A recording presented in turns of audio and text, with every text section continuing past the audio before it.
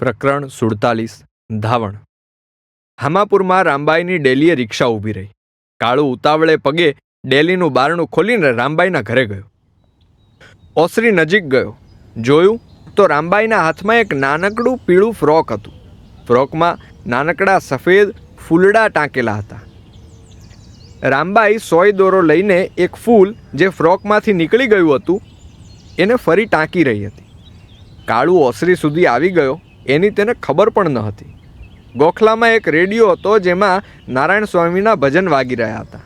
માસી, કાળુએ સાદ કર્યો. રામબાઈએ ઝબકીને ઊંચે જોયું. આવ બટા આવ, કહેતા રામબાઈ ઊભી થઈ. કાળુ તેમને ખૂબ લાડકો હતો. સાકરબેન જ્યાં સુધી જીવતી હતી ત્યાં સુધી તેમનો આ નાનો દીકરો ઘણીવાર હામાપુર આવતો. તુવેર અને મગ લાવતો અને માસીને દઈ જતો. જ્યારથી કાળુના વીરજી કાકા ગયા ત્યારથી કાળુ દર 4-5 મહિને માસીને મળવા આવતો. ક્યારેક હંસાની સાડીઓ લાવતો તો ક્યારેક પોતાની મા સાકરબેનની જૂની સાડીઓ લાવતો. મારે દીકરો જન્મ્યો હશે પણ બહુ લાંબુ જીવે એવું નથી લાગતું. ધાવણની જરૂર છે. માસી, મને મનમાં એવું લાગે છે કે તમે એને ઉગારી લેહો. કાળુ હાંફતો બોલ્યો. કાળુના શબ્દોને રામબાઈ સમજી નહીં, પણ તરત જ ઊભા થઈને ઓરડીમાં જઈને એક થેલી લીધી. થેલીમાં 2 જોડી કપડાં લીધા. હમણાં જ ટેભા લીધેલું ફ્રોક થેલીમાં નાખ્યું. પછી રસોડા તરફ જોઈને તે મોટેથી બોલી, દેવુ, ઓ દેવુ. એટલું બોલીને જાણે સામે કોઈ હોંકારો દેતું હોય એમ રામબાઈએ થોડીવાર રાહ જોઈ. તેને દેવડીનો હોંકારો સંભળાયો એટલે તે ફરી બોલી, બટા, હું સરંબડા જાઉં છું હો. 2 દી ન્યા જ રોકાઈશ. તું સીધી ન્યા આવજે. તારું પીળું ફરાક મેં થેલીમાં લીધું છે હો. દેવડીએ હોંકારો ભણ્યો. દીકરી મોટી થઈ ગઈ હતી. કદાચ 7-8 વર્ષની થઈ ગઈ હતી. કાળુ તો આ બધું જ હાંફતા જોતો રહ્યો. માસીનું આ વર્તન જોઈને તેને ક્ષણભર નવાઈ લાગી, પણ તેના મનમાં હજુ તો 1000 યુદ્ધ ચાલી રહ્યા હતા. રિક્ષામાં રામબાઈ અને કાળુ સરંભડા આવ્યા. સાંજ થવા આવી હતી. રામબાઈ તરત જ રૂમમાં ગઈ. એ દિવસોમાં વીજળીમાં કાપ ચાલતો હતો. રૂમમાં અંધારામાં કેરોસીનનો દીવો કરીને હંસા સૂતી હતી.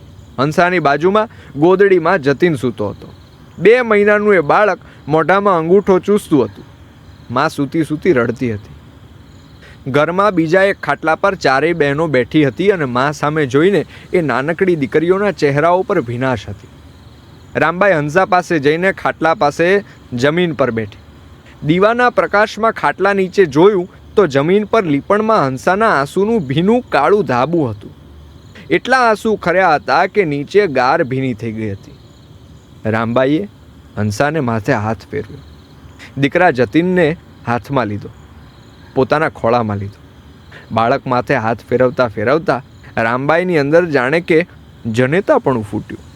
તેણે હંસાને હાથ પકડીને પૂછ્યું, નામ ક્યું રાખ્યું છે દીકરાનું? જતીન. હંસાએ ઊંડા ધીમા અવાજમાં કહ્યું. રામબાઈને મનમાં યાદ આવ્યું કે હંસાના પહેલા દીકરાનું નામ પણ જતીન હતું. તે વીરજી સાથે પહેલા દીકરાની છઠ્ઠીમાં આવેલી. કેવો કાનુડા જેવો છે. આનું નામ જીતેશ રાઈક. જતીન નામમાં તને બીક લાગે છે કે પેલા છોકરા જેવું થાય તો જીતેશ રાખ. હંસાએ ખરતે આંસુએ માથું હલાવ્યું.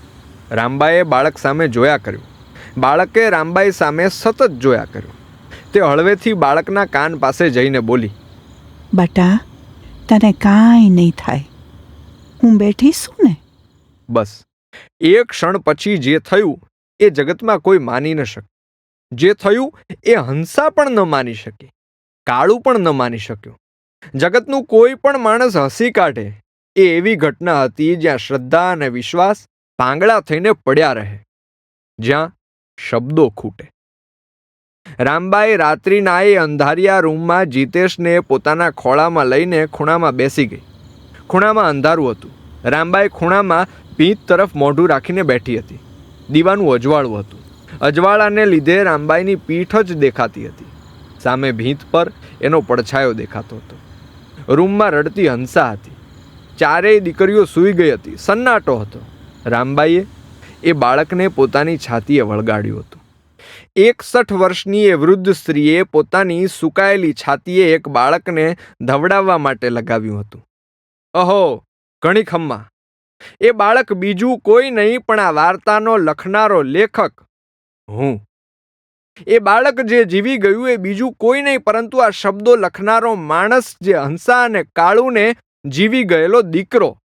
રામબાઈએ જે બાળકને છાતીએ લગાવીને જીવાડી દીધું એ બાળક. એ રાત્રે રામબાઈની છાતીએ ધાવણ આવ્યું હશે કે નહીં એ કોઈને ખબર નથી. એ રાત્રે કોઈ જાદુ થયા હશે કે નહીં એ કોઈને ખબર નથી. એ રાત્રે હું રામબાઈને મારી જનેતા ગણીને ધાવ્યો હોઈશ કે નહીં એ મને ખબર નથી.